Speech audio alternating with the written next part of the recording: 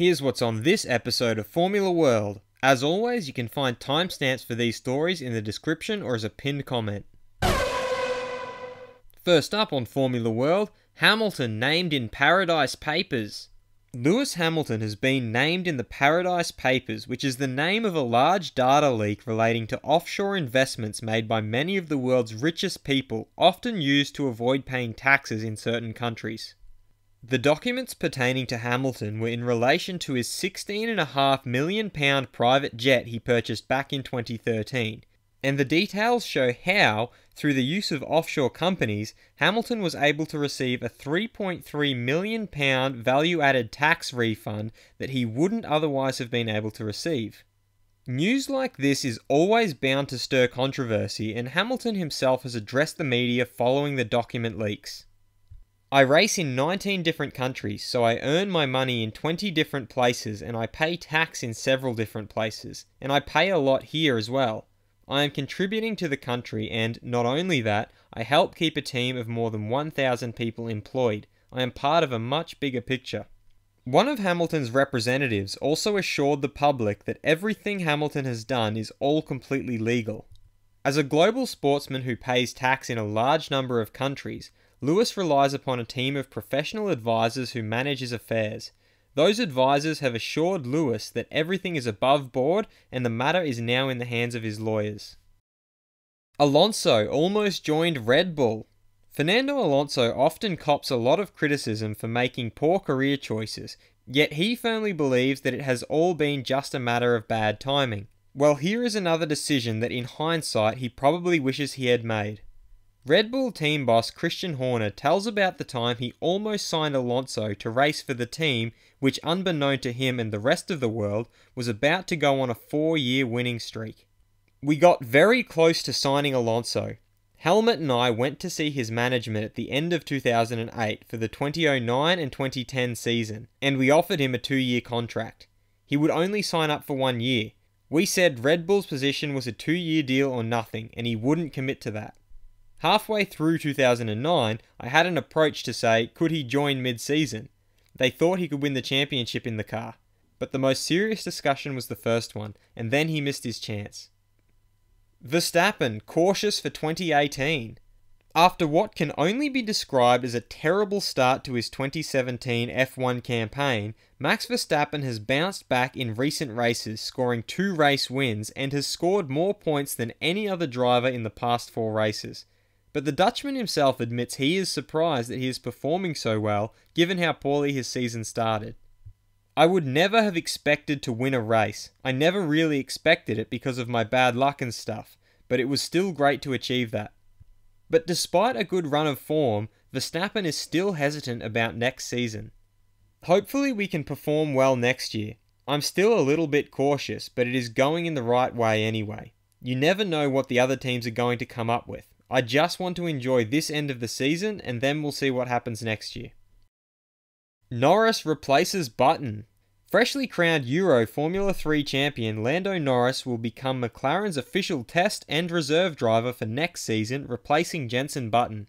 Norris tested with the team in Hungary during the mid-season testing and impressed everyone by setting the second fastest time behind Sebastian Vettel, and also managed to lap faster than both full-time drivers Stoffel Vandoorne and Fernando Alonso did at the Hungarian Grand Prix, albeit Norris set the times on a softer tyre.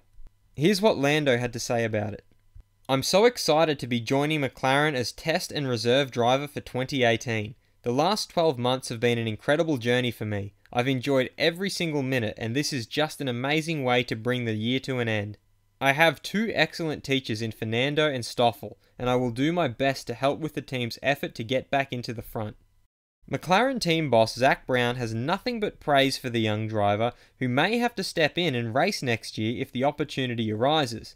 And given Alonso's ambitions to race in other categories, this may not be all that far-fetched.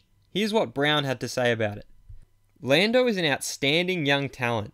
Today's announcement is thoroughly deserved and underlines the incredible high regard in which we hold his abilities. He is undoubtedly carving himself a reputation as one of the very best up-and-coming single-seater drivers in the world. His summer test for McLaren was also remarkably impressive and was further proof that he is ready to step up and take on a role of this size, scope and responsibility. Hartley wins WEC title. Toro Rosso driver Brendan Hartley has been busy the past few weeks with news of his promotion into Formula 1, all while still competing for the title in the World Endurance Championship. This past Sunday saw Hartley cap off his final season in the sport by clinching his second World Endurance Championship title. Here's what he had to say about it. "I think it hasn't fully sunk in yet. It's been quite a busy few weeks for me, but to share a second World Championship with Timo and a first with Earl, who I grew up racing with, it's an incredible story. Amazing to finish it off here and be world champions again. Big thanks to Porsche, they really stepped it up after Le Mans." F1 spy tactics. Red Bull Chief Technical Officer Adrian Newey is considered to be one of the greatest car designers in the history of the sport, having been the designer for 10 Constructors' Championship winning cars and the only designer to have won championships with 3 different teams. In his new book, How to Build a Car, Newey tells of some of his tactics for spying on other teams' cars and how he is able to get a close look at specific aero details. There's a lot of gamesmanship that takes place when cars are held on what we call the dummy grid before a race. Engineers such as myself take the opportunity to have a look at other cars. Mechanics, when they see a senior engineer from an opposing team, e.g. me, in the vicinity, will swarm around their car attempting to obscure the bit I'm looking at. Ferrari, in particular, are a veritable hive of activity when I wander in their direction. As a result, what I do is amble towards a section of the car I'm not particularly interested in, thus attracting the mechanics my way, like bees to honey, while one of our photographers snaps away at the bit I really want to see. Ferrari still haven't rumbled that one. It's all a bit of a game, to be honest. If I really want to look at a car, I need only wait until after the race, when the cars are held in Parc Fermé, where nobody is allowed to touch them for an hour. They're often parked right under your nose, and with all the mechanics busy packing up, you can look at them as much as you like. If you're interested in learning more about the inside world of F1, then I highly suggest heading over to Audible, where you can get a free 30-day trial and pre-order Adrian Newey's new book, How to Build a Car, or any other audiobook of your choice.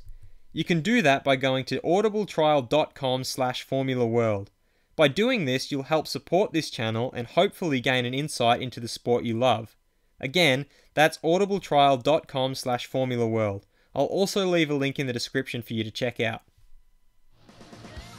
What do you think of Hamilton's tax avoidance? Let me know in the comments, and if you liked this video, feel free to subscribe and check out my other videos for all the latest in the world of Formula 1.